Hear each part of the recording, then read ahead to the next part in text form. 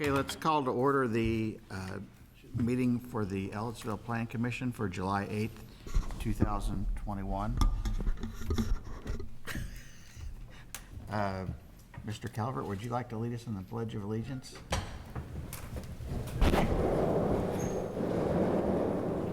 I pledge allegiance to the flag of the United States of America and to the republic for which it stands, one nation, under God, indivisible, with liberty and justice for all. Thank you.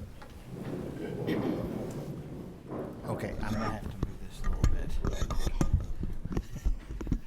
Denise, would you do roll call, please? Are you ready? Yes. I feel like I'm David Drake, here. Dan Swafford, Here. Terry Baker, Here. Don Calvert, Here. Sandra Hash, Here. Pamela Samples, Here. Pat Wesolowski. Here. Those things are supposed to be a black ink on Okay, we have 2 minutes to approve. May 6th of 2021 is the first one. I make a motion to approve the minutes of May 6, 2021. Second. They both did, so you, Just pick one. Take your choice. Okay, do we still have to do this by roll call even though we're, okay. All those in favor say aye. Aye. Opposed? Okay, now June 3rd, 2021. I make a motion to approve the minutes for June the 3rd, 2021. Second. Okay, all those in favor say aye. Aye. Opposed? Okay, the minutes have passed. Does anyone want to make a statement for the monthly conflict of interest? Yeah, I'll not be voting on anything that's contiguous with Spring Valley.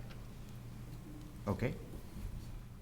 Old business, petition for a zoning map amendment to rezone a portion of 3888 West State Road 46 from Commercial 3 to a planned unit development. This is 6.33 acres of the approximately 17-acre property. Petition is Tyler Ridge on behalf of the Ridge Group, case number PC 21-05. Kevin? Thank you and good evening. As this is continued from last month, staff has nothing additional to add at this time. The petitioner would like to do a brief presentation. I have it set up for you and we'll let him Okay. go on what he needs. One question has come up that I've been asked. What is the reason for this being presented as a planned unit development instead of going under the commercial 3 zone? Well, if it were to stay commercial 3, it would have to go through the BZA for a special exception A special exception for, to allow apartments. So the current zoning does not allow apartments. Not by right, no. And in doing that, they also had asked for a couple other things to be changed. I think parking requirements, possibly setbacks and things like that, that would have required variances otherwise. So instead of asking for a multitude of variances through the board, the PUD kind of does the same thing. I have one other question. Are we allowed, and I think I asked this question before, but it's so hard to do anything on Zoom that I don't really even remember if I got an answer I could understand. Are we allowed to put conditions on as a part of a PUD? I think all you could do is suggest that as a recommendation, because And what I was going to say is I looked in the statute earlier today, and there was mention of the town council being able to impose reasonable conditions on a proposed PUD plan, but I didn't see where it mentioned the plan commission. So Do you happen to know which statute you were looking at, Dave, by chance? 36-7-4-15-12. Because I do remember when we first did PUDs here, that the council was able to put special amendments to a PUD. is exactly why we zoned it the PUD, so we could make either restrictions or certain amendments to it.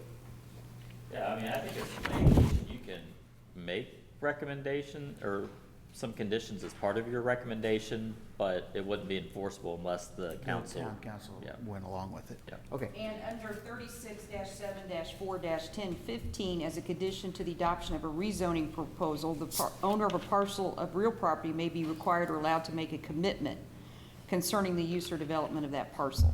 Okay. So let me ask one more question before we get started. So we're only making a PUD out of basically that middle part of the land. So how does that affect the rest of the land if we're only, The remainders will stay, commercial 3. That will not change. It would just be the but central. right now, we're not approving any type of a development plan or any type of a layout for those other Correct. areas? Correct. Okay. One thing I would like to point out, we don't have a real big crowd here tonight, but when it comes to the public comment section, people will have 3 minutes each, which doesn't sound like much, but really you can get a lot said in 3 minutes. I'm sorry, can I ask a question before we do? Sure. To Kevin, if the planning department has the right to have a non-recommendation to the town council, correct? We can either pass it, say no, or no recommendation at all, correct? Correct. Okay, then what happens at the town council part of it? Essentially, and I don't want to make this sound light, but the Plan Commission recommendation really, one, it tells the council this is what the Plan Commission thinks is how they should vote. It would really only come into play if the town council takes no action on this at all.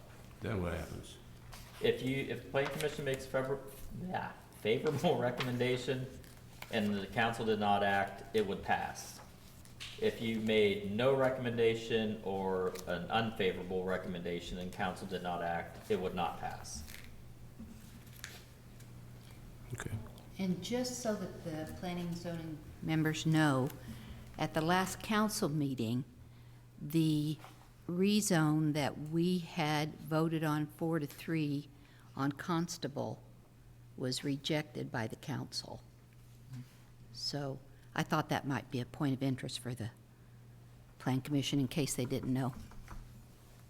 And in that, when it was canceled, then it's up to the developer to come back to the planning commission if they want to start something different on that property, or would they go to the council?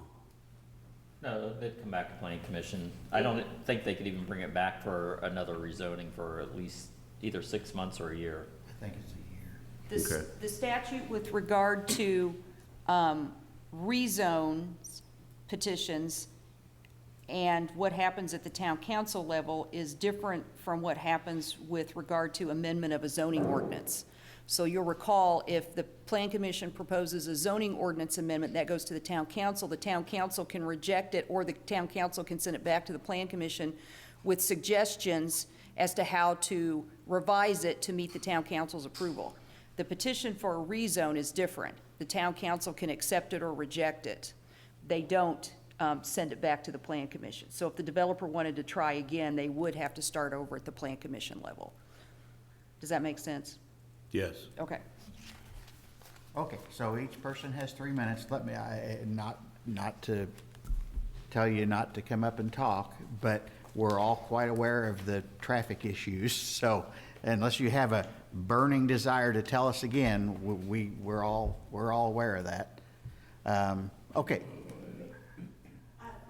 Because I did talk about the traffic and everything. Oh, hi, I'm Linda Summers, by the way. We're not quite ready for that yet. We'll open it up to public comment after this. I know, but before the comment, I just wanted to know, what are you guys voting on exactly for the people that are new here tonight? If you could make that clear. The planning commission is only voting to make a recommendation to town council on whether or not to accept the zoning request. The planned unit development is considered a zoning district, and whatever is involved in that goes through, it'll go to town council for a final vote. Basically, what they're asking for is to change zoning to allow the apartments to be a permitted use, and some few other modifications to our zoning with parking, and I'll let them explain more about it, because I do not remember exactly all of those. So tonight, there wouldn't, well, it'll be a recommendation only, so it will go to town council before there's any final action regarding this. Okay, well, now let's let the petitioner speak.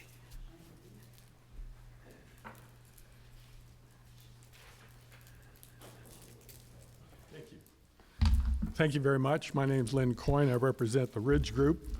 With me here this evening is Tyler Ridge and Katie Stein, our engineering consultant.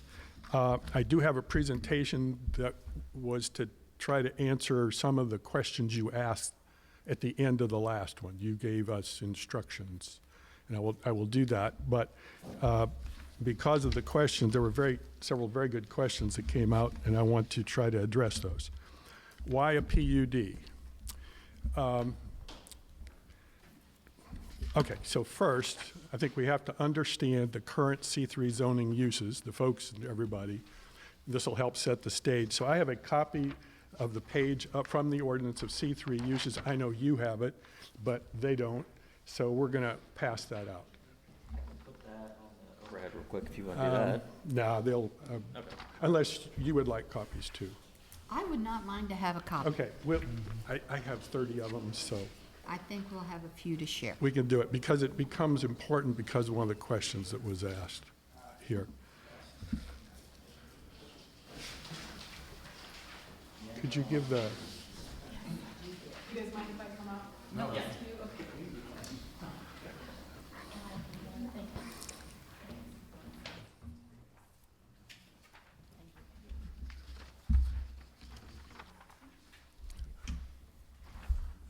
Thank you.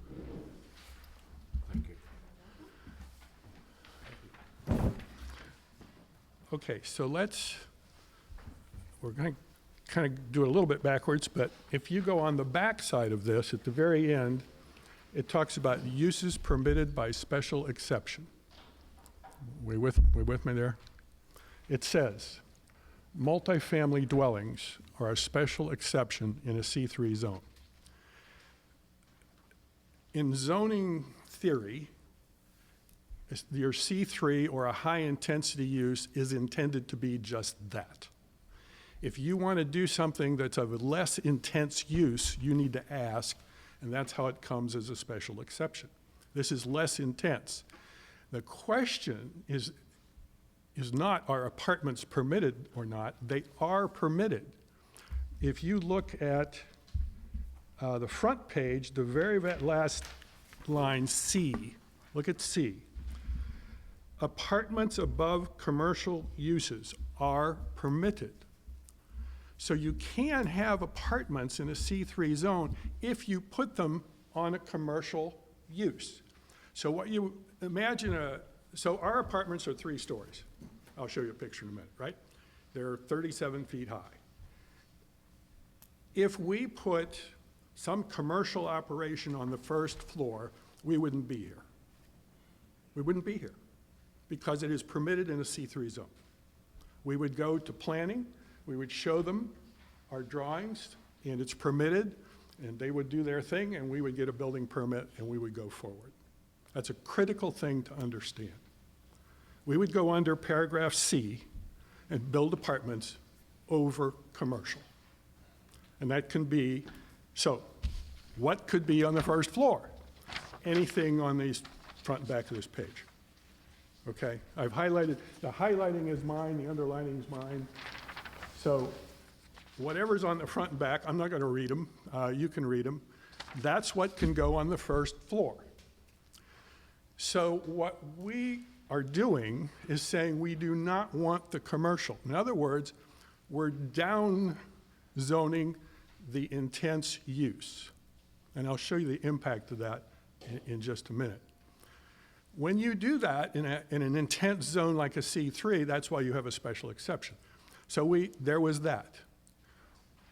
There is a requirement of at least 2 spaces per apartment unit. We don't need 2 spaces per apartment unit because we have studios, 1 bedrooms, and 2 bedrooms. So we want less parking than what this would require us to build. Another exception. And I think there was something else. Building height, 45 feet. We're at 37, I think, is the latest design.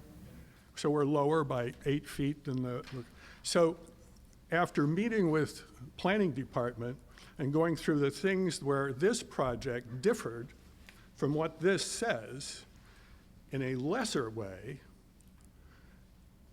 the decision was made to bring it forth as a PUD and let you see it, let you do what you're doing. Let the neighbors see it. Because if we were to build 3 stories and have, pick something, a convenience store and 2 floors of apartments above it, we would not be here. Correct, Kevin? We wouldn't be here. That's permitted in a C3 zone. That is essential that everybody understand that concept. This is a C3 zone, and I'll do a little bit more as we go down. So that's how we came to be here. Not really expecting all of this because we were sort of toning everything down, right? So this project has enhanced buffers, lower height. I'll show you the site plan. The buildings are oriented to not show their face as much as possible. And there's some other things that we've done. As opposed to a convenience store, a hardware store, pick something, and then 2 floors of apartments above it. That's what we're measured against. If you've been, I don't know quite how to say this part, but if you've been a neighbor to this vacant land for decades, because it's been vacant for decades. I mean, that's the way it has been. And why is that? The owner chose not to sell it. It has been zoned C3 since at least 2006. I'll come back to that in just a moment. But you're looking at a field. So along comes this, and people say, I'm going to build apartments there. And the reaction is, no, you're not. I want my field. And what we want to make clear as most politely as possible, it's not going to be a field. We are well past that. It is zone C3. Something on this list will be built on this land. I don't know how else to say that. So we think what we're bringing is obviously preferable. Of course, that's why we're here. All right, so that's why a PUD. Okay. All right. Let me go into the answer to try to answer your questions. So what you see here, which is entirely too small to read, and I don't mean for you to read it, I'm just showing you the picture. This is the 1977 plat of Highland Estates.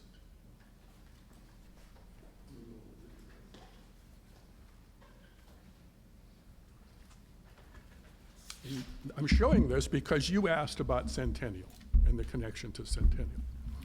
So I blew it up. Whoops. Okay. So this is the blow up of the west part of that plat. And you can see within the box I drew, it says ingress, egress, easement.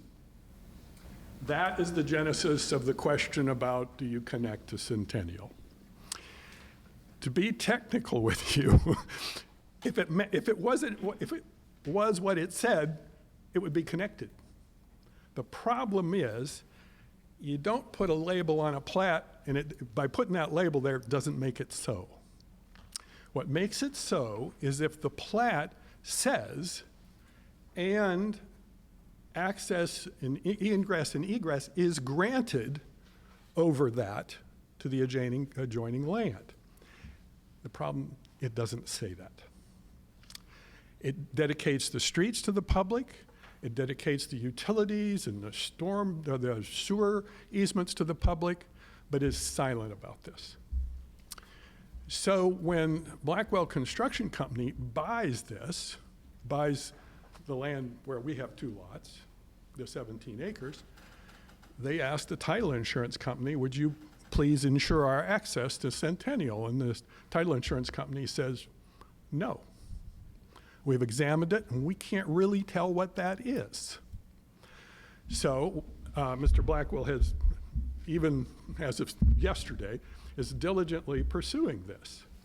The Highway Department, Monroe County Highway Department looked at it, because the question was, well, is this part of the county highway? And, can we just connect, get a permit? Answer's no. They referred it to the Monroe County Planning Department because they will go back and research the records from 44 years ago to see what went on when this was platted, and is there something in those records that can be used to say, yes, there is in fact access across this. Absent that, then it becomes a question of who owns it. Well, the original developer owned it then and presumably would still own it now, or their heirs. And then you have to talk to them about this. So that's why you don't see this. I mean, that's why Mr. Blackwell put on his plat of the Ellis Ridge subdivision a provision for this, but it's not there yet. Is it possible to resolve this? Yes. It's going to take a lot of work and it's going to take time. The planning department is going to take whatever time they need to take to look at 44-year-old records. It remains something of great interest, obviously, and I'm sure Mr. Blackwell is going to pursue this very strongly. But that's what the Centennial Connection question is about. So having said all that, do you have any questions for me on that? Could you go back to the original map? Can you read that? Well, you see that at the very top of the cul-de-sac, that Yep. we've had a lot of issues over that. We thought it was the right of way, and when we did the annexation for the addition behind it, that was how it was presented to the Plan Commission. Since then, it's gone to court, and for some reason, they want to keep a 50-foot strip of land as private property. So, at any rate, that was misrepresented to us many years ago, and nothing we can do about it now. But I just wanted to see if it showed up on this. Where did you find this? This is a recorded plat? This I got from GIS, the county GIS system. And it is, all the markings down below, you obviously can't read them, are about how it was recorded. So this was how in 1977, the plat says it was approved by the County Planning Commission in December 20th of 1977, something like that. I think the thing to the north may have been resolved. I'll defer to legal counsel about that. But not that particular piece. Oh, no. Not the, Not- he's talking about between lots 19 and 20. No. Just, right. That's a different horse. Yes, It's a horse of a different color. exactly. So I assume that big bunch of writing to the right there is the legal description of the It's the- property? yeah. And it would have to have had a specific easement listed in that legal description? As I understand it, that's the position of the title insurance company, because they did the streets, they did the utility easements and the sewer easements, and there you go. But somewhere along the line, they didn't say anything about this. So once the title insurance company gets satisfied that there is indeed access, then Mr. Blackwell can move forward. Well, doesn't somebody have to pay taxes on that piece of property? Well, I mean, I'm pretty sure in 44 years, they're not gonna let that piece of property well, just no, lay there. and I'm not going to render an opinion about who pays taxes, but if that stub, if that little piece wasn't given to the public or anything, it still belongs to the developer is one obvious argument, right? And they've been taxed and they pay their bill. I would assume. But that's part of what's being researched, okay? Who developed on both sides of that easement? This is the first part of Highland Estates, and the plat indicates it was Robert Kreider, I believe. Okay. What a way to start, right? So, I mean, the reason we're kind of getting into this stuff ahead of, is because, we had a big, long discussion about this last time. Otherwise, we would not be necessarily making comments Exactly. right now. But what would the developer feel about a condition of approval that does not allow a connection at Ashbrook? Well, forgive me for being straightforward with you, but you can't do that, I don't believe, because you have approved a subdivision that will have public streets that connect to Ashbrook. This is 2 lots in that subdivision. So, when we approved, what did we approve that established that connection at Ashbrook? The preliminary plat from last meeting established the roads that will go through there. But we approved the preliminary plat? Did- Yes. On the subdivision. PC 2102.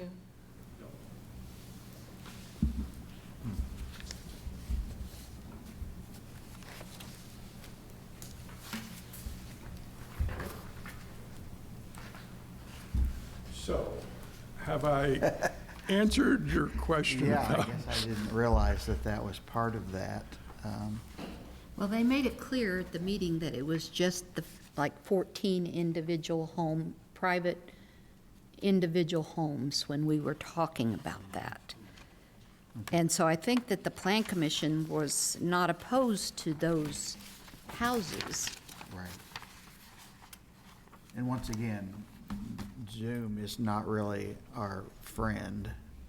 It's very hard to follow things on Zoom about what's going on. The petition before you was for 20 lots? 20 lots. And that's what you approved. These, and I'll show you later, the 2 lots were, that's why you, and regardless of that, your own ordinance requires 2 access points. Right. We've seen that the county's ordinance requires that too, but it certainly doesn't seem to be in effect for them. So that's caused us quite a few problems. I'm not going there. Yeah, but as I understand, at least as to the Centennial, the north part, that issue has been resolved. And hopefully, somewhere in the days, weeks, and months ahead, this too would be resolved. But it's a very technical, long, drawn-out technical thing that we have no control Oh, over. yeah, we've seen that. Okay? Okay. So did you have a presentation? This is part of it, Okay. because you asked me. Okay. I'm blaming you for this, right? Okay. The next question you asked was about a signal at Deer Park. And as I explained to you at that time, we're a petitioner on 2 lots to build apartments, and I've explained the context of that and why we are asking for a PUD. We don't control the Deer Park 46 intersection, but you asked. And the construction of a signalized intersection on a state highway is a state matter for the Indiana Department of Transportation. They have their rules, their procedures, and not the least of which, it's not just ask and do. You have to have extensive engineering analysis and studies, how it would be and so forth, and a source of funds. They're not necessarily going to pay for this.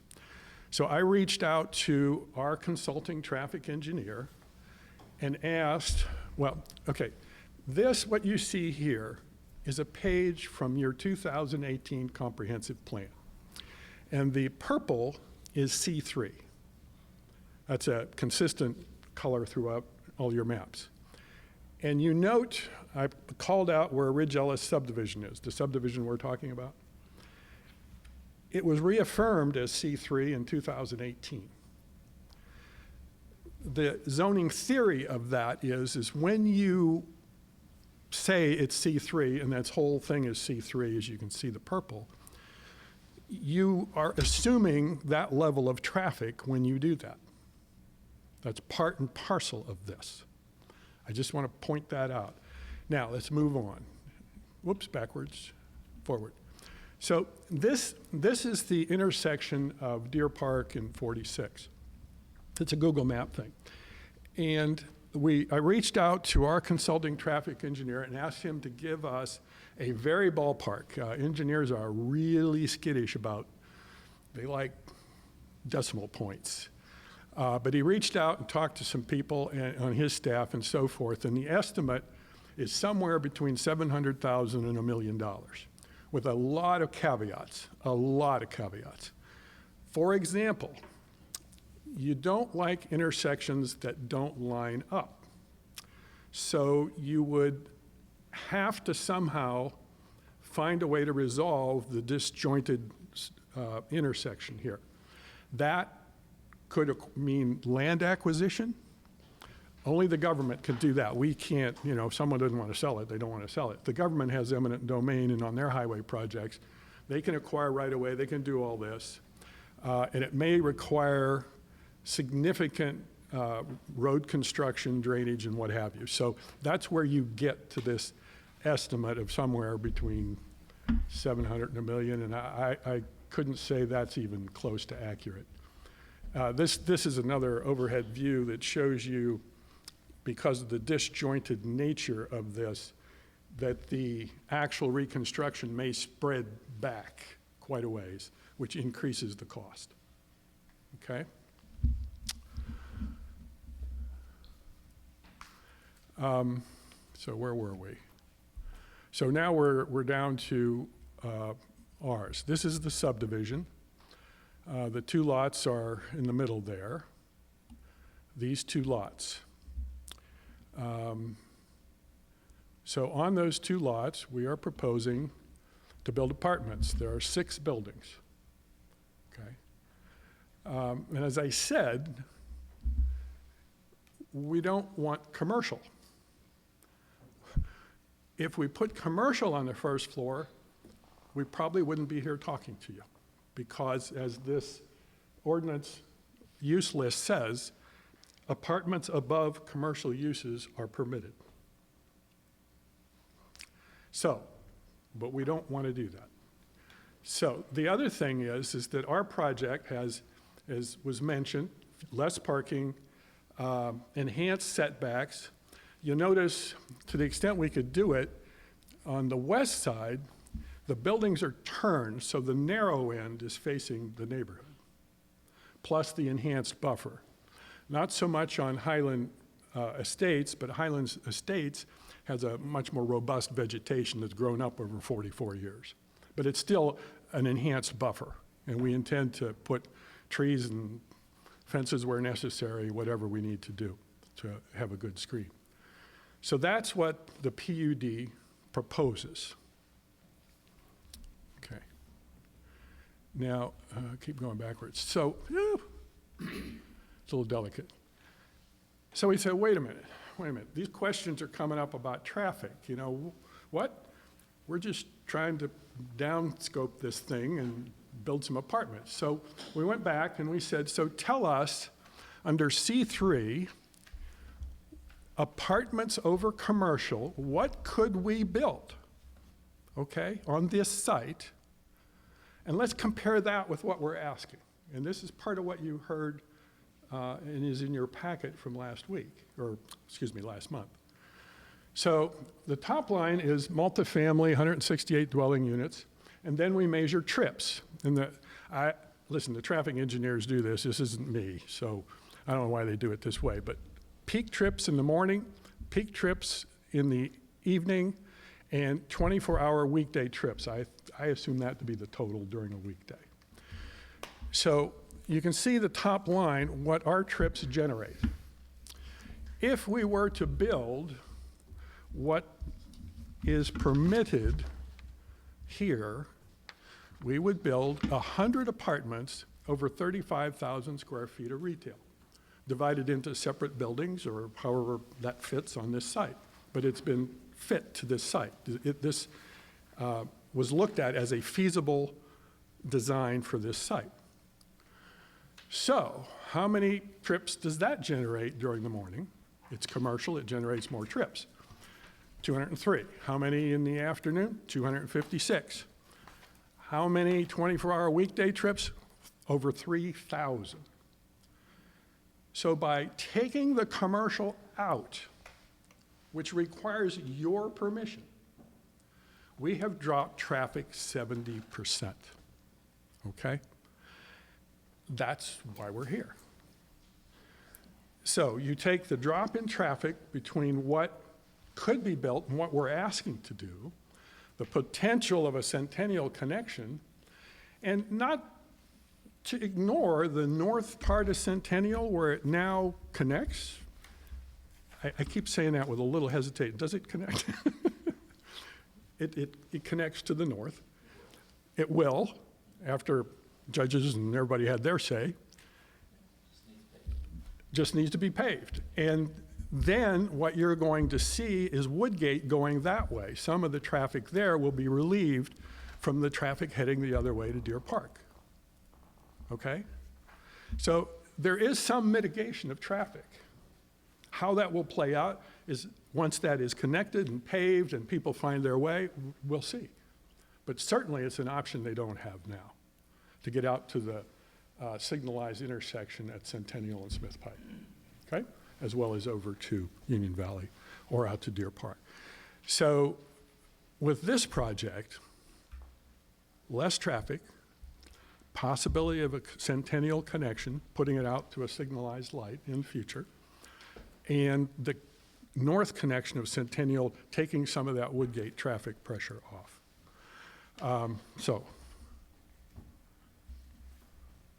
And then someone asked, what was a Class A apartment? These are intended to be high-end Class A apartments. These are a few photos from the interior that are obvious. This is of the deal we just completed in Bloomington, just Bloomington. I'm sorry? I'm just letting you know, this is a completed project in Bloomington, about 12 minutes down the road. So this one's completed. It sits off a tap road on the south side of town and would be the sister. So there is experience with this. And that's what the buildings will look like. And as I think I mentioned early on in this process, you could drive down and look at these. So, have I answered all your questions? Are there other? Anybody have any questions? Yes, I do. Please. Of course. You have 168 units. And you're telling me, and you're telling the Plan Commission, that in the morning, there's only 57 trips are gonna go. What are these other 100 people doing in these apartments? Working at home, remote workers? I'm sorry, I just don't take that. I I mean, don't- I'm sorry, I just can't. I And then am- in the evening, only 73 coming back? I am not the traffic engineer. Yeah, This is- well, I'm not either, but it's just common sense, if you have 160 people, That's the peak hour. That's just a 1 hour. Yeah, that's not a day. It's not 57 in the morning. It's 57 at the highest number. Oh, So I you're gonna understand have that. 50 some. But so- you're gonna have more than 1 hour of people going to work. Yeah, Oh, but yeah, that's just- absolutely. Yeah, but that's You know, just. but that's the not highest what it, that's per not what hour. it, I understand that, but other people don't understand that, okay, number one. And number two, to me, that's, I don't know how to say it, I think it's misleading. Well, if you have 168 units, they calculate at the peak how many cars will be coming out of that thing, and they say 57. Now, there may be 30 the hour before and 30 the hour after. I can't, Or maybe 100. or maybe 100. But at the peak, the max I flow understand that. is 57. And then the other thing I look at, Likewise, oh, I'm sorry. and the other thing I'm looking at is, by right, you could put businesses underneath. Okay? I would question that if it'd be profitable for the developer to put businesses underneath all those apartments. If it was, I think they would go that way versus the way they're going. Well, there's two answers to that. If you've seen anything in Bloomington, you know that in Bloomington, you are required to put first floor retail, commercial. You're required, okay? And that's all over town. You see it everywhere. Are these rentable? Probably, but Mr. Ridge and his company, they are not commercial developers. They are apartment developers. They built the one you saw the pictures of, the mill off of Tap Road. That is what they do. That is a kind of a different breed. So what happened in Bloomington, for example, is you had apartment developers confronted with the requirement of first floor commercial retail. And what did they do? They built it and didn't rent it. They didn't finish it. When you drive around Bloomington, look for the Venetian blinds. And why are they there? Because there's nothing in there. They either don't finish it out and don't even put it in their financing as a revenue generating thing, because they generate their revenue in apartments. If you're a commercial developer, you've got access to commercial tenants and you're bringing them in and you're doing all that. That's not what this is. So what your ordinance provides for is what Bloomington provides for. That you can have apartments, but you got to have commercial or retail on the first floor. And we're saying that's not what we do. Fair, Tyler? Tyler, is that fair to say? That's what they do. As to the trips, following on to what you said, if that's low, then the 230 or 203 would be low. So we're comparing two things. See, I have no problem with the apartments going into it. I mean, that's beyond a point to me. It's the excess on State Road 46. And David, you're a police officer. If you had to have a run and it's right in and right out, how are you getting there? Or the fire department. How is the fire department going to get a truck into there? I mean, that's my concern. Well, they got a light, that's fine, but are they going to be able to, how wide is right in and right out? It's significant. I can guarantee you, if it goes through development plan approval, our fire department will make sure they can get a truck in and out of there. That is fundamental.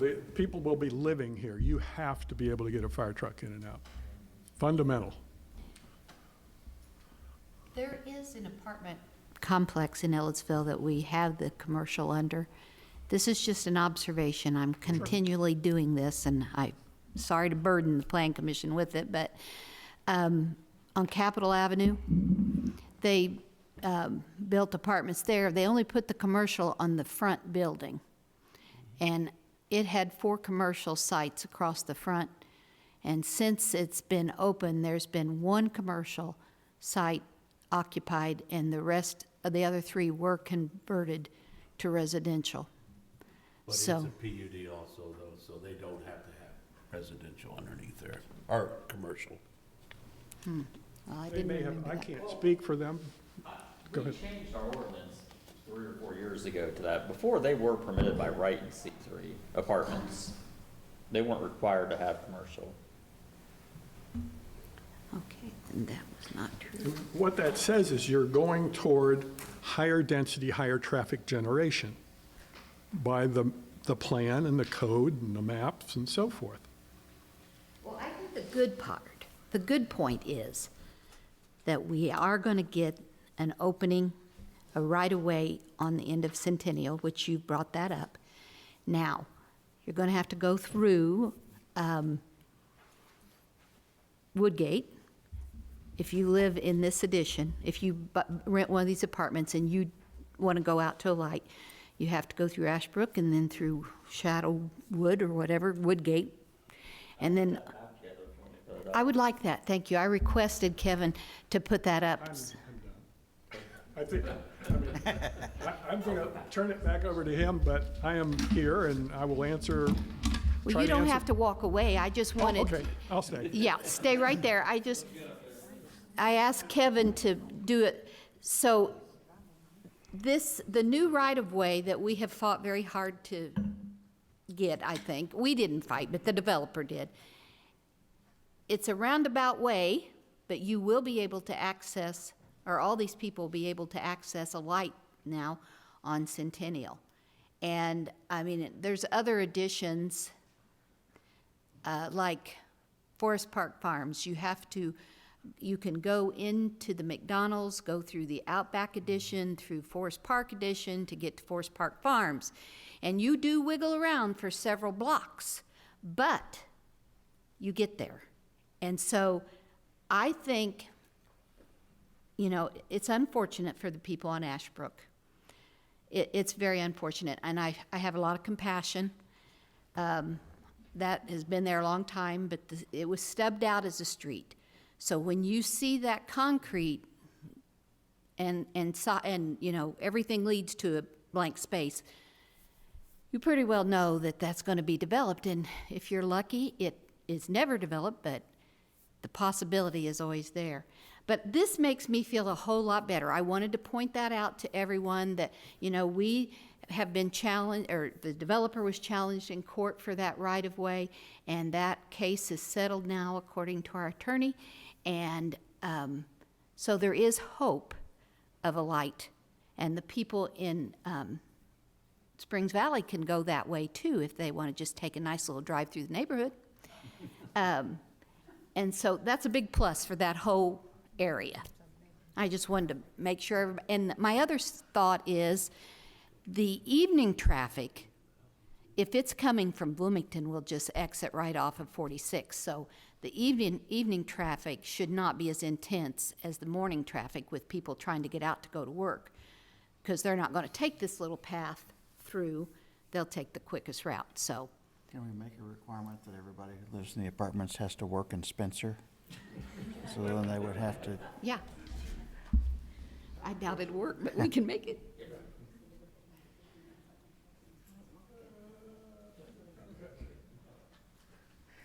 okay. Ms. well, Hatch, I moved the cursor to show that if we are successful, or Mr. Blackwell not us is successful, then that'll cut a lot of that loop off. On that. And that would be fantastic. That'd be awesome. If you could Yeah. work it out. Yeah, we agree, 100%. And it would benefit more than your development. Oh, yeah, absolutely. Where were we? Thank you for letting me No, add that in. it's your show here. Questions for me? So we're here, we'll answer whatever questions. I hope I didn't take too long, but I was trying to do my best to answer what you had asked. And Okay, well, let's start doing the public comment so we can, this poor lady here is just about to fall out of her chair. I have a question. Come up to the podium. Oh, I don't want to do that. My question is simply that I can't.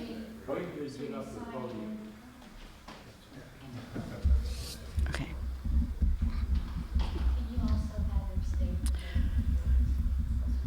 Yeah, can you tell us your name? I'm Linda Summers. I live on Ashbrook.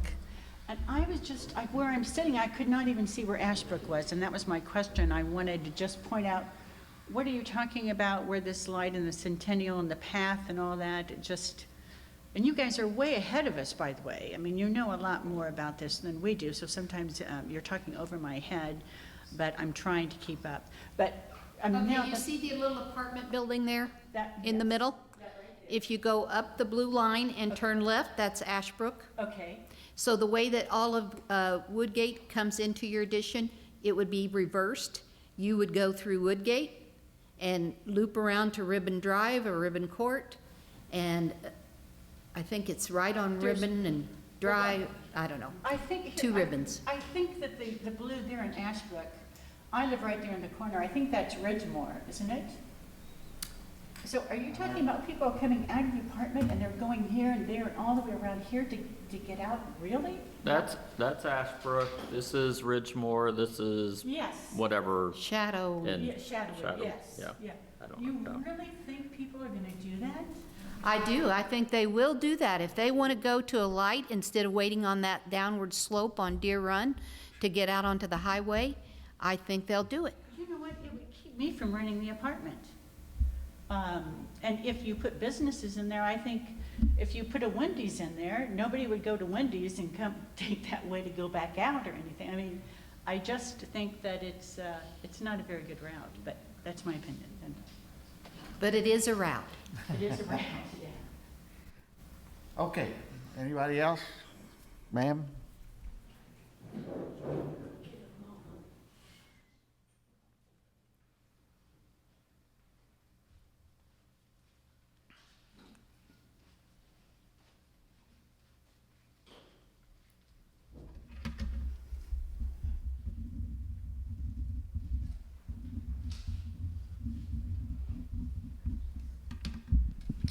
My name is Donna Bartlett. My property, I live on Ashbrook Lane, and my property adjoins the property in question.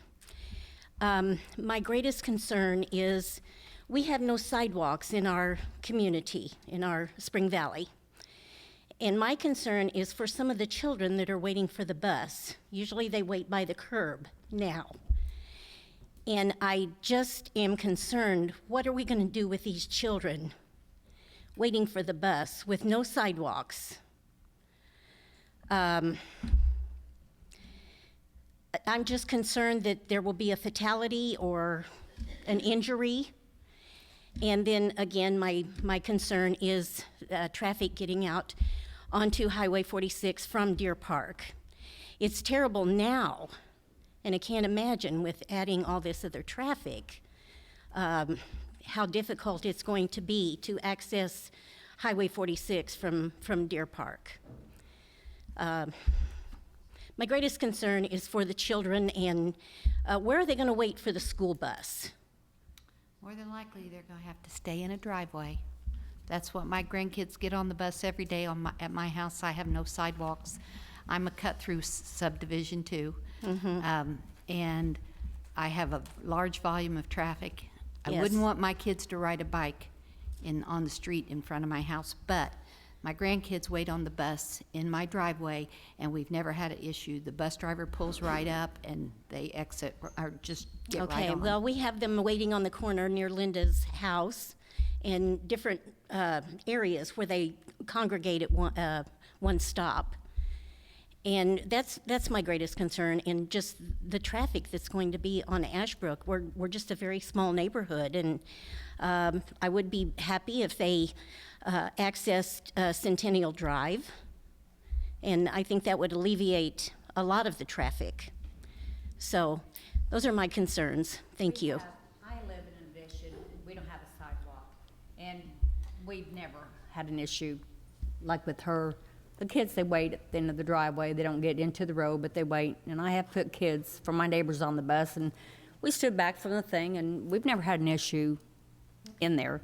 And we do live where they have added on to our addition, so we have a throughway from other roads, so we too have excess traffic that comes through to cut over to get closer to the house, but so far, we've never had an issue with anything. Thank you.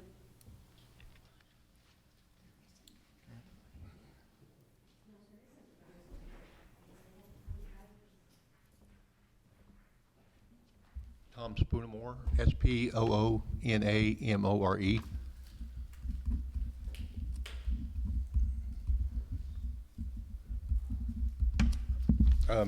First, I'd like to say is that I've been on Ashbrook since '94. I built my house there. It's a great neighborhood. I enjoy it.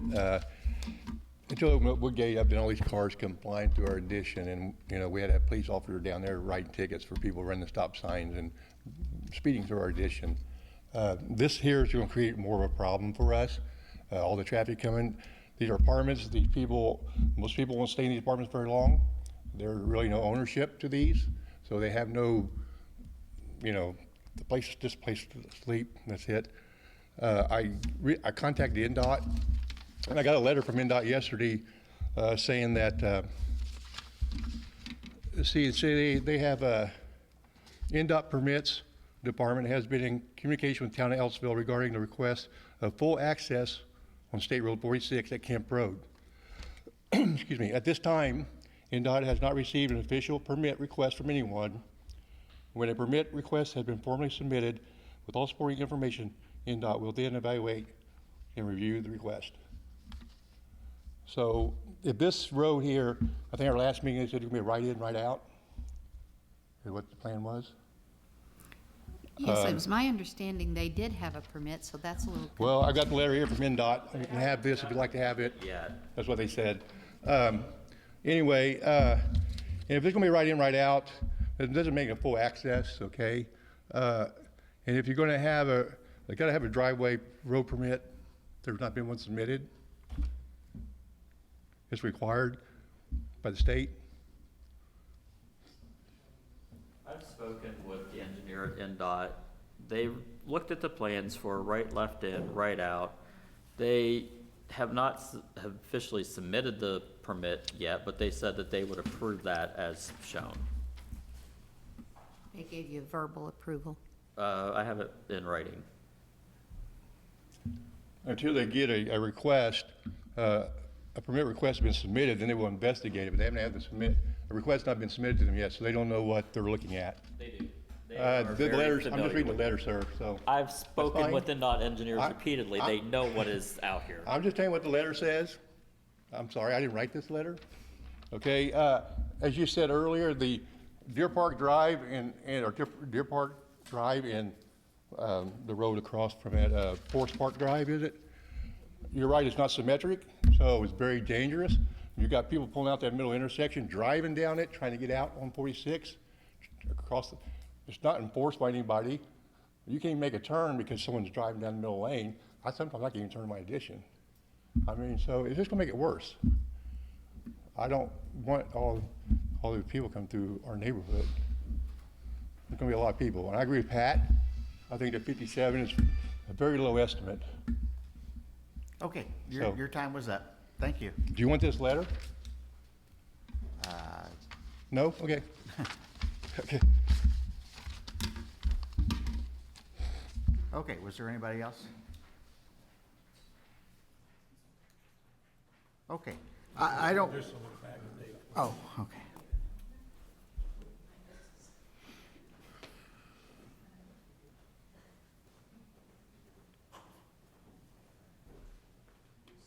Thanks, I'm Brian Thomas.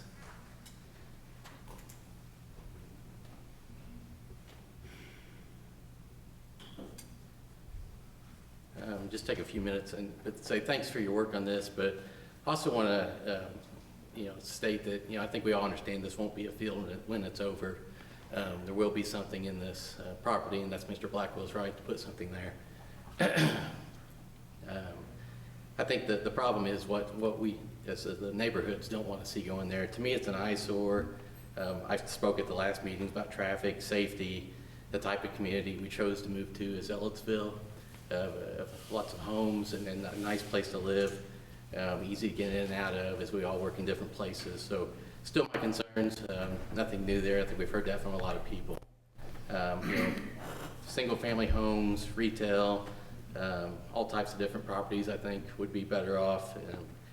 I think the biggest thing I ask is that you not recommend this until some of these things are figured out. It sounds like we don't have a permit for the road.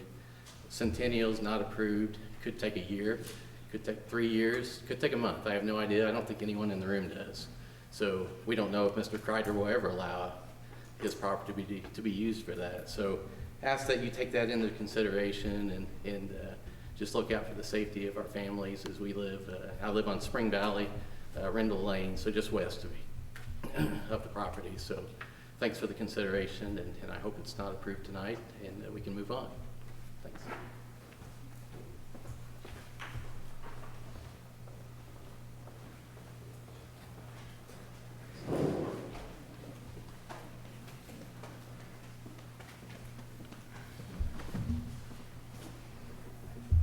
My name is Nick Brell, B-R-E-H-L, and I live on State Route 46. I am just east of the property. I own the 4 acres adjoining the eastern edge of Mr. Blackwell's property. I would I live at this property with my wife, who is a special ed teacher for Ellettsville, and my 2 daughters, who are 3 years old and 3 months old. I think that this development is going to have a profound effect on our community and our neighborhood. I admire Mr. Ridge and his lawyer for educating us all on what the proposal is and what the ordinances read for the community. I agree that commercial properties underneath apartments is not going to, all apartments is better than commercial underneath apartments. I think we're also not paying attention to the fact that there still are 3 commercial properties that have been zoned under Mr. Blackwell's proposal. So there is already going to be a considerable commercial traffic through Kemp Road. But I would like to take the remainder of my time just to say that I'm disappointed in this council, that it doesn't seem like everyone knows what has already been approved, what each proposal what each petition contains. They don't know what the ordinances are. And it seems to me that the petitioners often know the ordinances better than what the council does. This property has sat vacant for a decade, and there are many others of them like it along 46. And this Plan Commission is charged for the responsible development of the community. And you control the laws. You determine what can go in these different places. And you guys control Ellettsville's future. Is this going to be another Bloomington, or is it going to be the small community that we move to? I think that this commission needs to uplift this community by allowing people to own homes, to build equity in those homes, because that is the only way that this community is going to grow. Renting is temporary. They do not invest in the community like homeowners do, and they are not members of our school districts or of our community in the same way that homeownership is the gateway to the middle class, and homeownership is the gateway to the middle class, and these apartments are not in the best interest of our community. Okay, anybody else? All right, seeing none, I'm going to continue to beat this dead horse as long as I can. So I'm not opposed to this development at all. That's not the issue. I mean, apartments are part of planning. People don't necessarily want apartments next to them, but unfortunately, that's the way it goes. Unless they buy the property themselves and do something else with it. My concern is that Deer Run has paid enough of a price for Woodgate that they don't need any more issues. We didn't approve that connection. The county did that. It was out of our control, but that has been a really serious problem for Deer Run, and I don't want to make more problems for them on top of that. So I'm going to throw out one more thing here that's probably not going to work, but are we allowed to make a condition of approving this, or make a recommendation for a condition that contradicts the plat? So in other words, could we say as part of this rezoning that only the lots north of this, which are the single family lots, will connect to Ashbrook? Can we legally do that? I would say no, because you're back to the argument that they're public roads, so I don't know that you can put a restriction like that on the development. Plus, we approved the preliminary plat at the last meeting that had the roadways on it. Right, but I mean, I guess my question is, can a subsequent rezoning take precedence over the plat approval? I don't think so, Dave. Okay.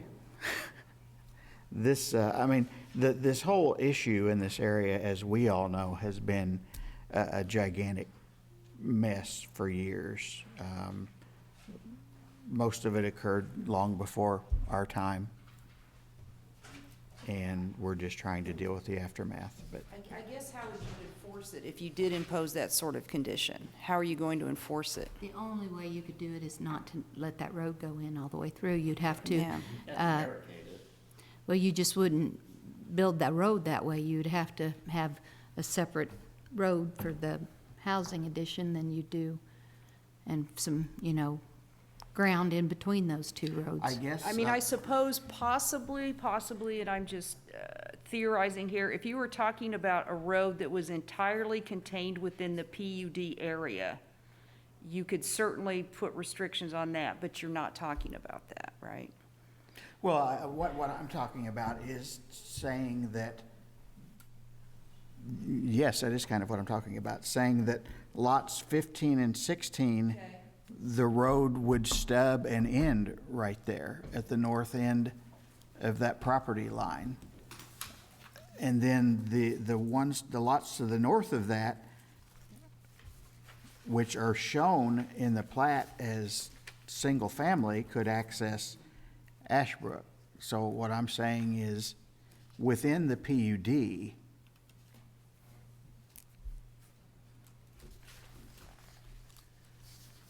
I mean, of course, that complicates the whole Centennial connection, but I don't think that's ever going to happen. Not after, unless Mr. Ridge has a lot more friendly relations with the Kreiders than Centennial did. Well, they're communicating with us, I mean, I can say that. We're communicating that's as far as it's went. It's very sparingly, so. So what if we were to say that as part of the PUD approval, the road in the PUD does not extend beyond lot 15 and 16 unless a connection is made to Centennial?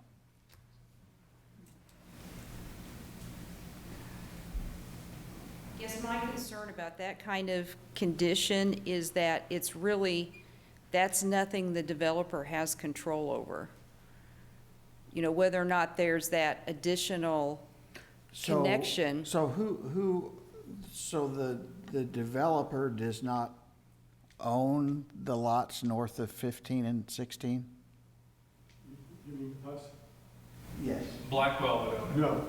We're developing the two lots. Okay, I was under the impression the whole That's Mr. Blackwell's place. Okay. I mean, of course, Mr. Blackwell could come in and request a replat of the streets, but he's may or may not want to do that.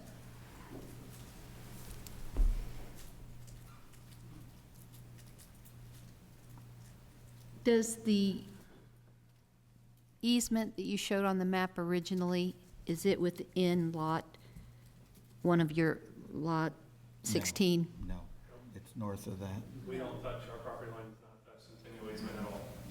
So So legally, if we did this condition, then we would cut them off from that easement, but the condition would be if that easement was open, then they could. Right. Well, Kenny owns the road, Kemp Road. We won't own the road. It's not ours to decide what to do with it. We just develop it. Can we flip it back? And their PUD encompasses only lot 15 and 16 and not the road. And if you did make that as a condition, I think the problem is then really the PUD's is in limbo.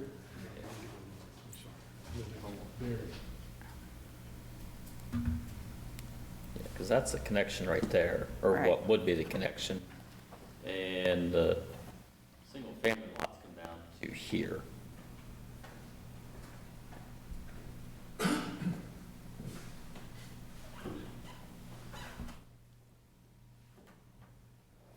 So I guess I'm not seeing how we put the PUD in limbo by saying that it can't connect to the north if we don't go beyond the limits of that? I mean, does it make a difference then that they don't own the street? But then how do we have one single PUD for, on both sides of a street that they don't own?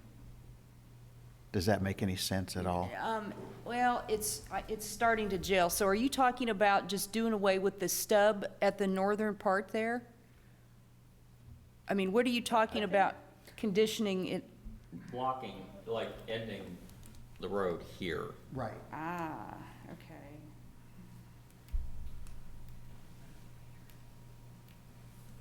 Unless and until a connection was made to Centennial by, I mean, don't we put conditions on developers all the time that don't necessarily, I mean, timing type things? I mean, didn't we say to Centennial that they couldn't develop any more lots until there was a connection that they didn't have any control over? Right, but you didn't make an approval of anything. You conditioned upon them getting that lot. You just said, we have an ordinance saying you can't build more than 40 houses in a subdivision unless it's 40 or 42. We granted them a waiver around the ordinance to build 40 homes. But here we're kind of granting a waiver, kind of, by creating a PUD that doesn't have, that allows some things that wouldn't normally be by right. Right. Well, I mean, that is true. I guess I'm having issues, though, with doing something that's totally different than what's on the plat. So, I understand what you want to do. I know. Is because, especially since I just found out that the town council overruled our recommendation of a little tiny two-lot house because of the traffic concerns, that this same thing is going to happen here unless something changes.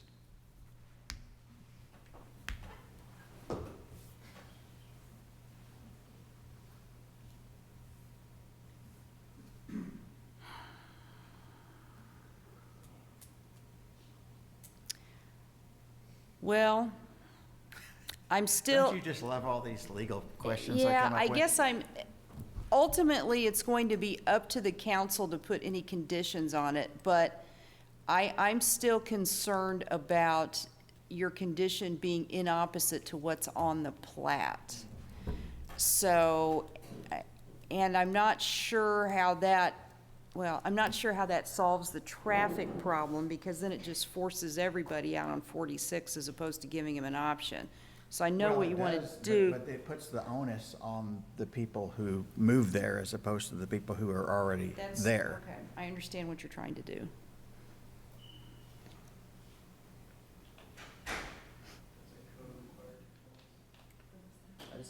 Since this is just the zoning for the two lots and not the road, I'm not sure how that matches up. Yeah. I don't.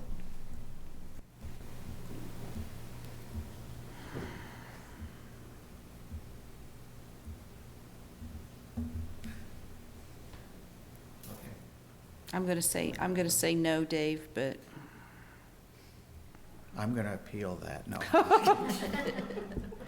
Is it something that we can table and let you investigate?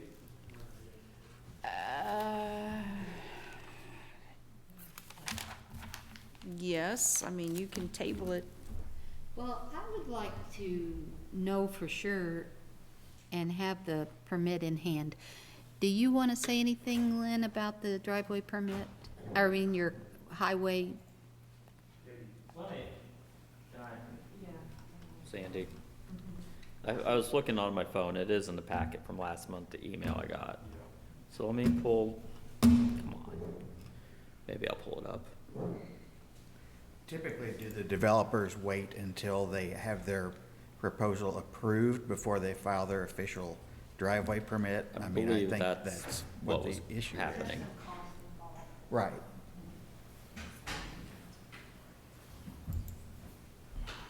But like I said, I'm not opposed to this at all. I'm just trying to prevent the likelihood, in my opinion, that it either doesn't pass here because of that issue, or it fails at the council level because of that issue.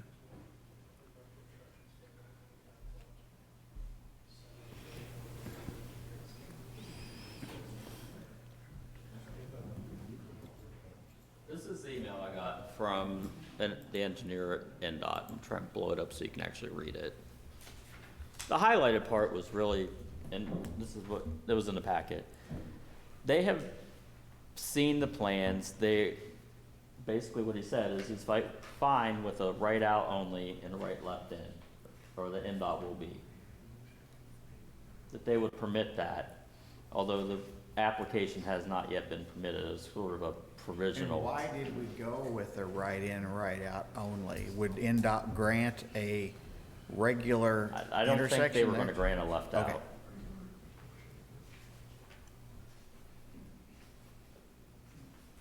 Do we know why?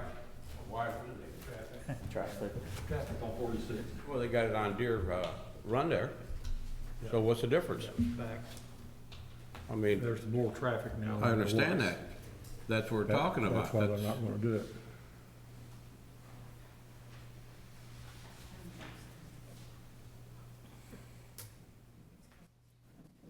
Does NDOT, Kevin, have, I want to say this,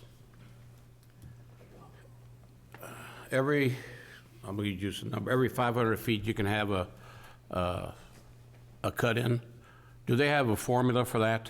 Yeah, they do. I don't know what it is, but they have some formulas for where driveways can be and how far apart stoplights are supposed to be and so forth. And that was another thing that they had said where this development come out was too close to Centennial for another stoplight. Yeah. Which I can understand that.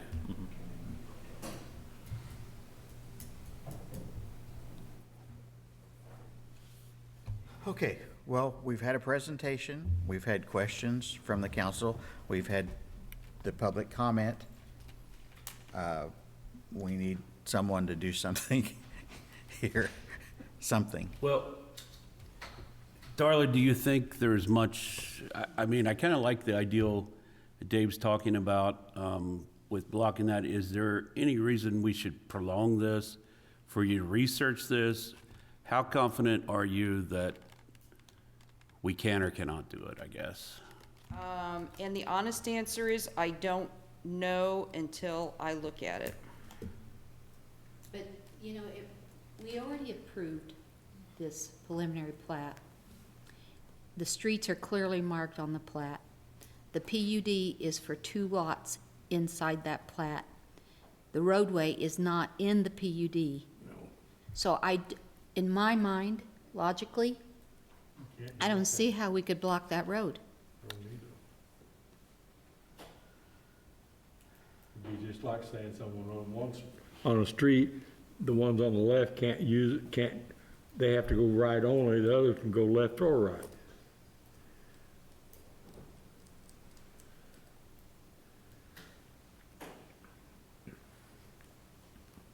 Well, then, somebody make a motion, because it's gonna go to the council for final decision anyway.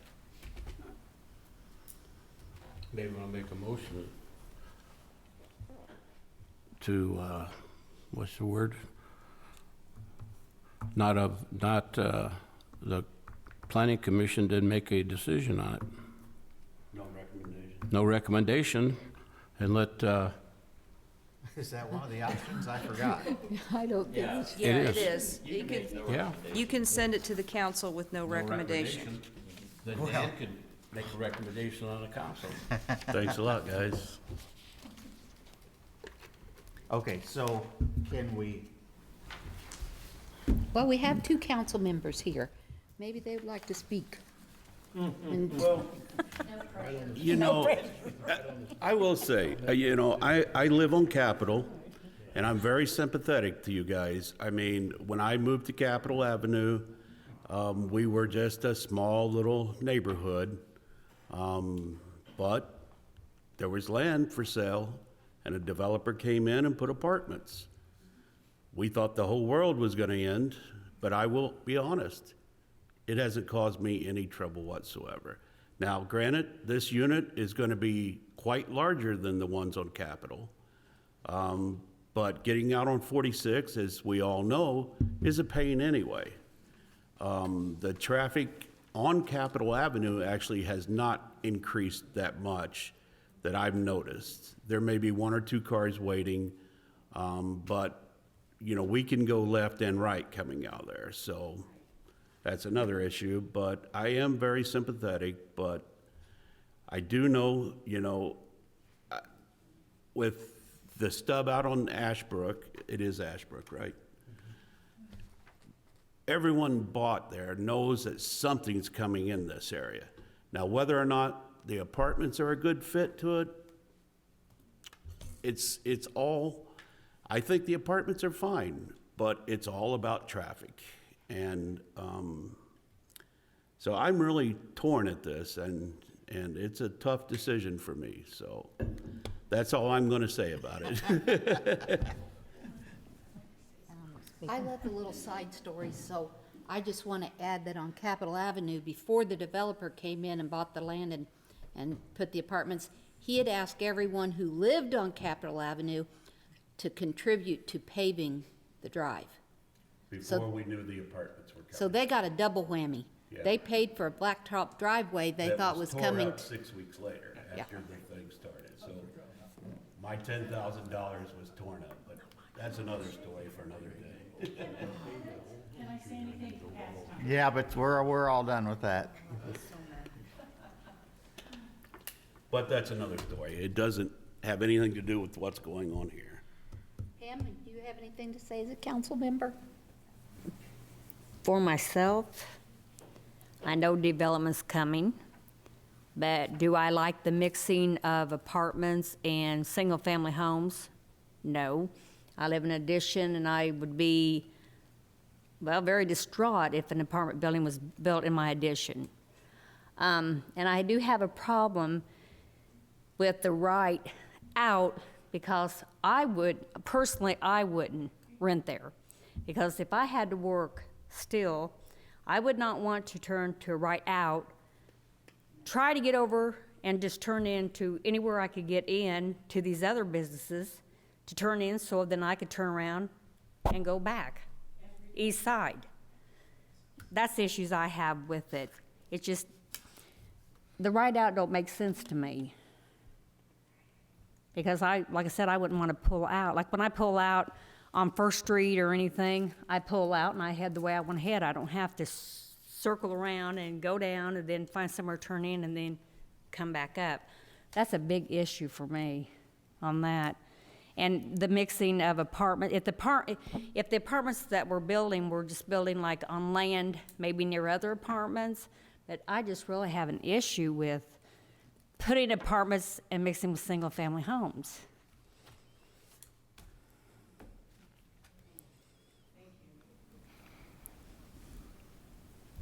Okay, do we have a motion of some kind? You did have a motion. I Who didn't. made the motion? I did? Yes.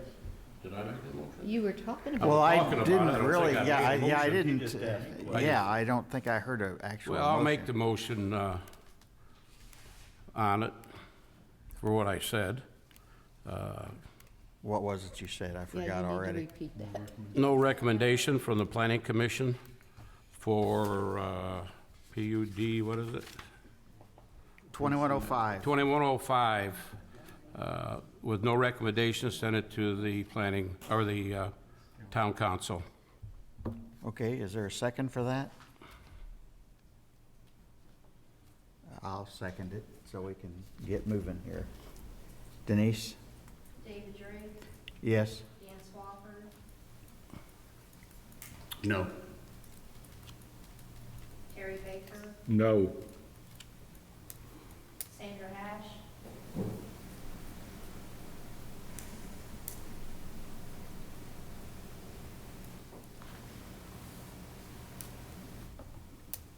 I just don't know. It's like I'm sure, if I go with no recommendation, it's like I'm not doing what I'm here to do.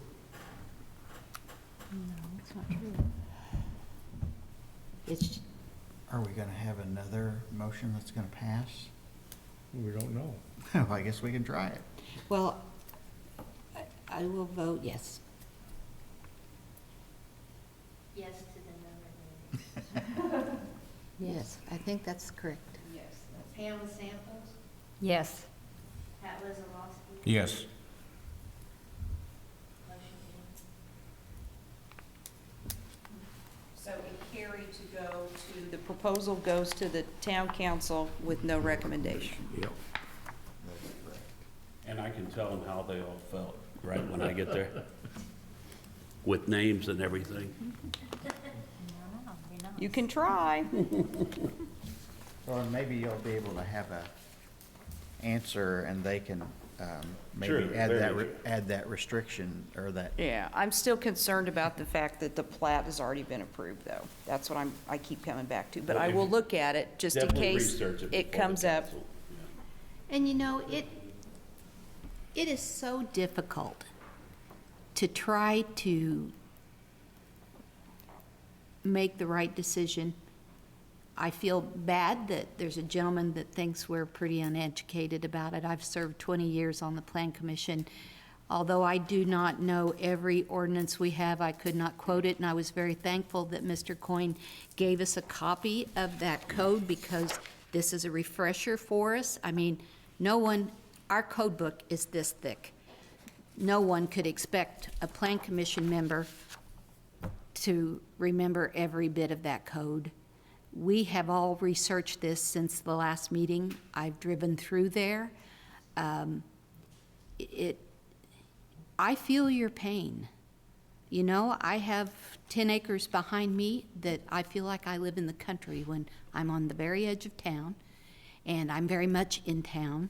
But because of that 10 acres, I've always felt more like I was in the country, and I love it.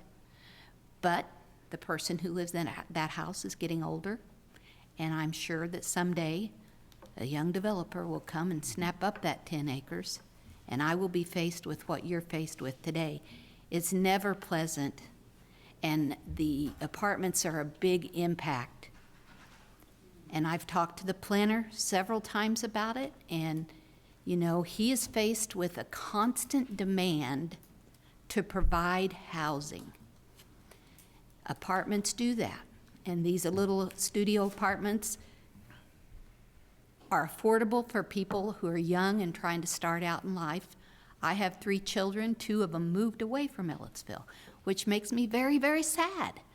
And if I had my way, I moved to Ellettsville in 1977, and we would be that little town with a 4-way stop in the middle and not change at all. That's what I love. But unfortunately, the population has not allowed that. We continue to grow, and the demand is here. Cook has come to us. They want affordable housing.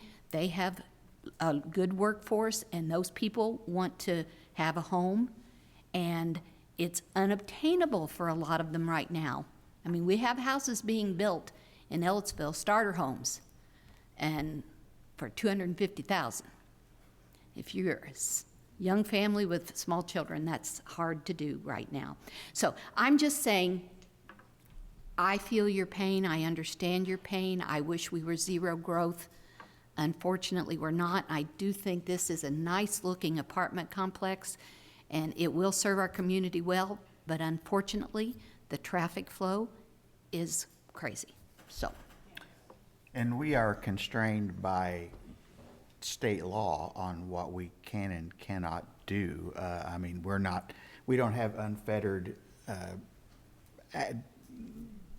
what am I looking for? Discretion. Discretion to do whatever we want to do, as we've found out numerous times when we've been sued for trying to say that we didn't like something. So we have to operate within the laws that the state puts out for us to operate, so. Well, and I think the Plan Commission and I, and probably Kevin, explained that to the audience last time, that there were certain constraints that the Plan Commission had with regard to approving development plans and plats in particular.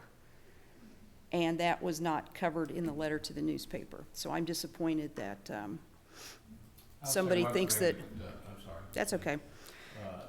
I'll use David's, more than one time I've heard him say this statement, and correct me if I'm wrong, David. The house you live in wasn't there when you built it. And now people keep building next to you, and that's the way it is. It's like where I live at, it used to be a woods. And I moved here in 1983. And, you know, David, I don't know if it's saying it correctly or not, the way you said it. Well, it was kind of like the people who come and complain about a new development, there were people there complaining when they built their development as well. Right. And so, you know, sometimes you got to turn around and look in the mirror and say, you know, I guess I was part of this too. And I agree with Sandy on the one gentleman back there when he said that they don't take ownership of the renting apartment, but there is people in this country and in this area that cannot afford a home, and they can afford an apartment. And I'm like most of them here, I'm not subjected to say them apartments aren't supposed to be there. Like David said, and a couple other people, is traffic. That's the only thing boggles my mind. You know, and everybody comes up and says, there'll be a death there, there'll be a death. And we all sit back and say, yeah, well, if it happens, then how do we feel? So we try to do the best we can. Kevin works hard, and Denise and everybody. And we have a lawyer here that we give her fits. You know, she's been in Indianapolis more than she's been in Bloomington, I think, there for a while. Going to the court, Supreme Court, and everything else. We try to do our job and try to do it the best we can. That's all I got to say. Okay, so planning department update. No, we still have another item on the agenda. Oh, I'm sorry, Sign I the skipped right over that, sign code. The town council sent this to us. They're not happy with our signs, so. Really?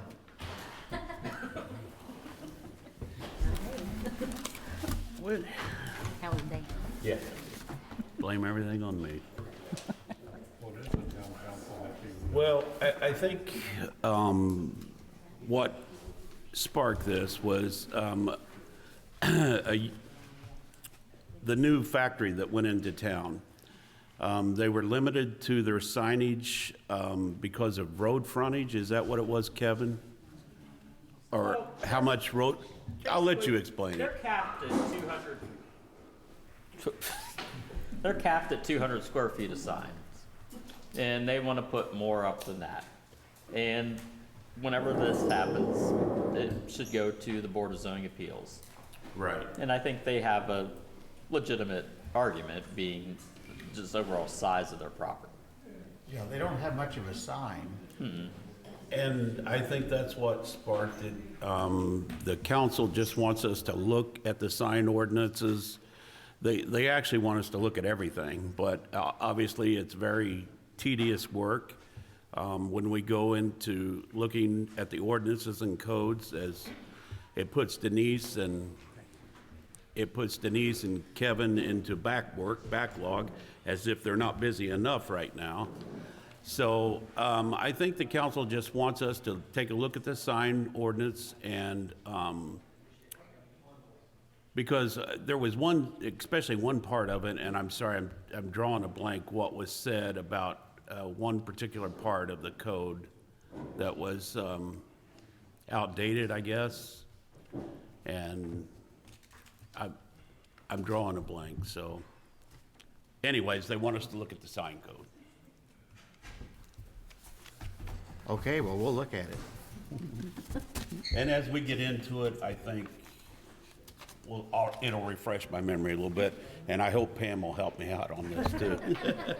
Did you have any introduction? We didn't allow you to speak. I mean, I don't know really what to say about it. I think you summarized it. This was recommended by the council for review. I don't have any comments. I happen to like our sign code. I rewrote a lot of it a few years ago. and that came through Planning Commission. And we were talking, we never got a complaint about it. Right, and I explained that to the council and, you know, on the other ordinances and stuff, but, they're just not happy with one particular part, I know. They just want to put a logo on the water tank. Yeah, the water tank, and our code prevents that from happening, Well, which they can do it if they reduce the size, but they don't want to reduce the size. Right, because they want to put a great big thing on there, which I say, you know, it's part of the building and it's a paint job, so to me, it's not really a sign, it's like their water tower. Is that But painted? according to our ordinances or whatever, we can't allow them to do this at the size they want. The ordinance defines sign pretty broadly, and it includes photos, lettering, and before the town council meeting, and I didn't bring this with me tonight because I wasn't sure if it was gonna come up, but I had looked at sign codes for other communities, you know, like Martinsville and Plainfield and Bloomington, but, I mean, our sign code, we don't necessarily have the exact same words that the other communities do, but everybody pretty much defines sign pretty broadly. I mean, it includes everything. So I don't think Ellettsville's behind any of the other communities in the way they define sign. I mean, it's anything that draws the customers or a driver's attention to your services, your building, your, you know, your brand, whatever. And I So- explained that to them too, because I know when I came on as a business owner, that sign is your lifeline. You know, that's how Right. you get your word out there, and, Well, plus trucks are having a hard time finding the place. and that was another thing that Scott said, that they can't find the place, so, Well, and I don't know either. It's this such a is huge probably here nor Well, there, it's but I've looked at their water tower and where they want to put this, the open side facing 46 has a ladder and a couple other things in the way. The only clean side of it is facing the tree, so I'm not even sure where they're going to put it at. But like I said, Did here you nor there. not say at the beginning that all they have to do is go to the BZA and get a, yeah, and Scott wasn't happy with that for some reason. But this is why we have a BZA. No, Because the I code understand. can't cover it. Didn't Scott say, am I correct, that if KE wanted to put a sign in the building, they could put it all the way up and down the building is so big? Well, I mean, by right. no, they can't do that by right. I think he said they should do it, if I remember the meeting correctly. By right, no, they cannot. But that's the kind of thing we'll run into with the ordinance. You can't, you're never going to get one to fit every single situation, and you're going to tie yourself up in knots if you try to. Which, Because and I'm sorry to cut you off again. no, that's fine. One thing that works for one person is not gonna work for the other, and that's exactly right. It's what we have a BZA for. And, you know, I'm reading over the ordinance now, and I really can't remember the point. Do you remember what It he was really? Square footage, to do with, Katie was so big, they should have been allowed more square footage, but the road frontage is tied in. Well, Yeah. it's based off road frontage, but even at that, they were still capped out. There's a maximum amount of signage are allowed. It's 200 square feet, which they hit even with their small amount of road frontage. And we let them have the other little sign in front of their building without a permit too, that their contractor did as a gift to them, and we just let them. It wasn't huge, but we just let him have that and didn't make him get a permit. Is there nothing like at the entrance of the driveway that would? There's a sign. And it's a nice one. I mean, Yeah. originally they had a construction sign that Yeah. was small and flimsy looking, but they put a nice sign up now that's lit, and it's easy to see. I was just reading permits underneath there, and I Yeah, I'll thought, just add. We had to send them a letter to get the And permit. Trust still can't find it? Oh, I don't know that. At first, what the little one they were, but I don't know that they are now having that issue. yeah, I I'm just not don't. sure it's as big a problem now with the newer sign, but I know I was watching trucks go on past and then try to turn around and come back. I don't know about now with the new sign. Yeah, at first that was Before they had the one out there now, it was hard to see anything, so it was like a little 2x3 sign out there. Well, if they wouldn't go so fast sometimes, you Oh, know. yeah. That's an issue too, when you're going too fast and looking for your road. Yes. We did have a little hiccup in the process that brought it to the council that, you know, it made it harder. I mean, instead of letting it be handled with the codes and what was in our code and the permitting process, and a third party got involved, and it made it a little more complicated. So, Kevin, can you point us to what it says road frontage? It's in 152.262. 262.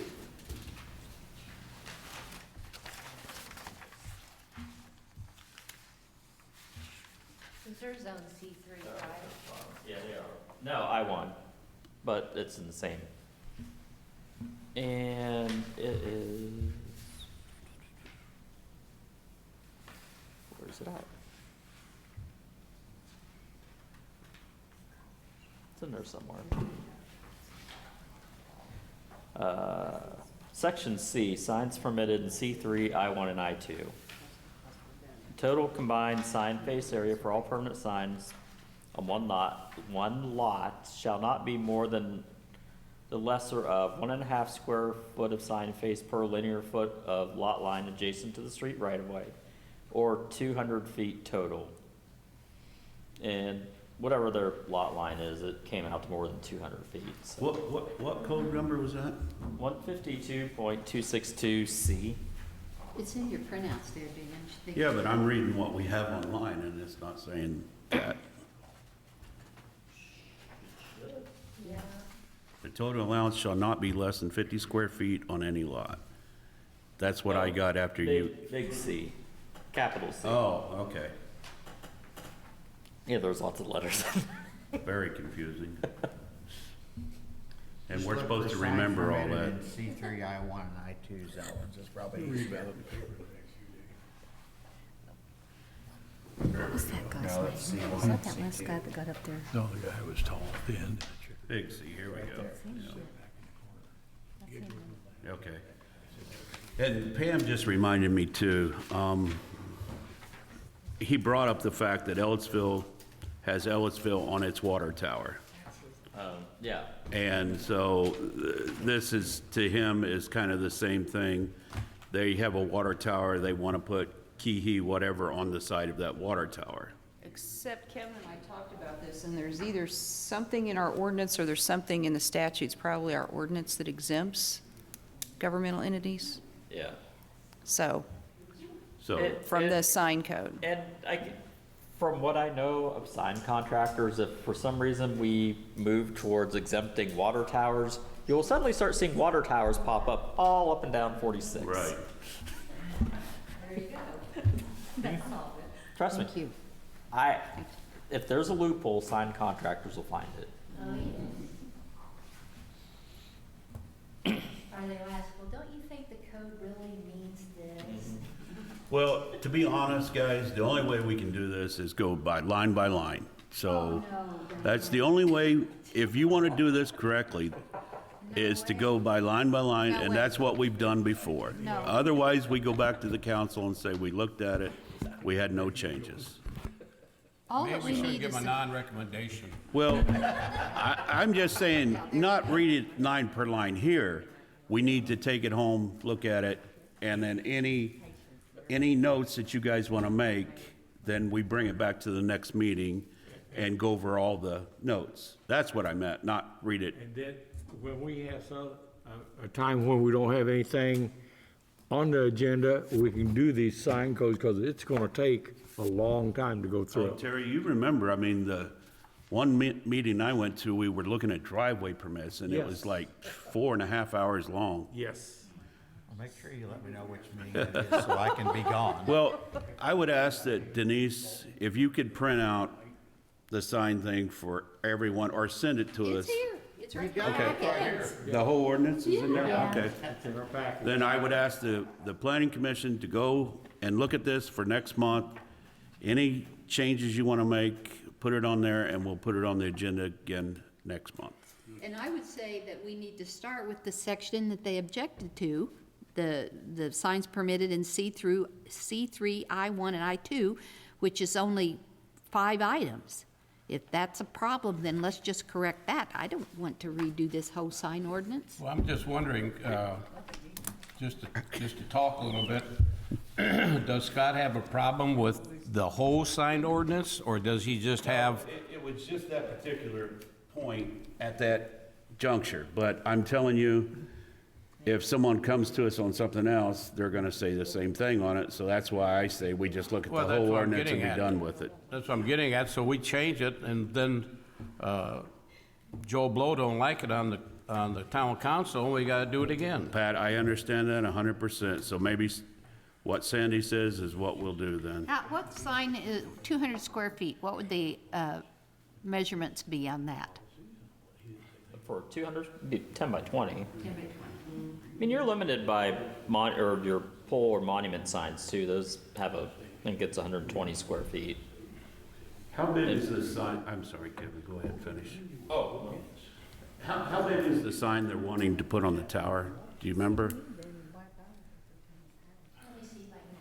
Okay. I know Denise has looked at it. I mean, I've seen it, but I don't remember what it. How big is the Edgewood lighted sign down at the end of the road? I have no idea. And that was put in years and years ago. Well, no. Yeah, they put that in when we didn't allow the Yes, I flashing remember. signs, so, you know, I mean, Yeah. Yeah. And we didn't have a ordinance, code enforcement officer back then either. Well, personally, I'm fine with the way it is. Me too. And if somebody thinks they have a special circumstance, they go to the BCA and tell them about it. Me too. I mean, that's, So that's what you want me to go back, tell them? yes, sir, you can. I mean, I'm fine. Because- Want to look through it and see. I mean, I'm not saying it's perfect. There's probably a few things in there that may need tweaked, but. Right, and David, I'm not trying to be smart about it, but that's exactly what Kevin told the council, and they didn't like it, so. Well, maybe we ought to have the individual that's got the situation to come in front of the planning and let us know what's going on. well, and the thing, and I think this is kind of what Kevin said already, but you can change it over and over and over again because somebody has a different thing that comes up. I mean, you just keep changing it over and over again, and that's why we have the BZA. Well, you change councils, what, every 2 years or 4 years? You can have changes all the time, like Kevin's saying, so. Well, you know, they've always told us our planning document is a living document, always changing, forever being. And it should be. Go ahead. They're requesting approval for 220 square feet of signage on their So water tank. just 20 feet more? Wow. Okay, let's change the code to allow 20 feet. No. Well, wait a minute, it says they requested, there is not sufficient allowable sign space for a sign you requested approval for, which is 220 square feet, so. The sign, the new one's 220? That's the way that was written. Let me So look actually, at, you let got another 400 square email. feet. Am I right, Kevin? That's what they're wanting. It'd be 400 square foot then. Sounds like, yeah. I don't know how much they have already, but. Yeah, but I'm just using that. Yeah. And, you know, looking over these and updating these every now and then is part of the job. I mean, Yeah. it's part of the job. But I I will agree say with the that. sign regulations are probably one of the most recent updates we've had here. You know, there was a law, there was a thing, a big deal because of what signs said and free speech. Yeah. And that's when the law changed and we had to change our code. I opened up their application and it is 220 square feet of signage they So want. that's just 20 more square feet. Well, I say we change it to 220 then. 221, how's Do that? they? That's, but they already have a monument sign that accounts, is included in their total. Yeah, it said they have 400 square feet. So I said it'd be 400 square foot there. Well, we could just change it to 10,000 square foot and we wouldn't have to worry about it. No one would exceed it. And I tried to explain to them too, that back in the day, and no one remembered this, but I sure did, the black neon and green signs that were popping up all the way down 46. And I said, if it wasn't for our sign ordinances, it would be just hideous down through there. So they're there to protect everyone. And, you know, but anyways, I told him we would look at it. Their So monument sign is 56 square feet that they already have. 56 is bigger than that. That's the one they have. 7 by 8, yeah, I guess that's right about right. They could have made that one bigger. They still can. Or they could make the one on the water tower smaller. I mean, they have, there's options. From the 200, and that's why there's not enough square footage for the bigger one. So did you hear that, what Denise said? That they have to deduct the original sign they got to allow their 200 square feet. So it's already what, 86 square feet? 56. 56. So that left them 144. Yeah. And they're wanting 220. And at first, the sign guy said they were gonna reduce it, and then the next thing you know, that we hear from that third party. It's kind of how that went. I was not calling him the third party at that time. Well, what do you guys want to do? I think we ought to look at it by next meeting, so we have time to look through these signs. Okay, so I make a motion, we table this to the next meeting.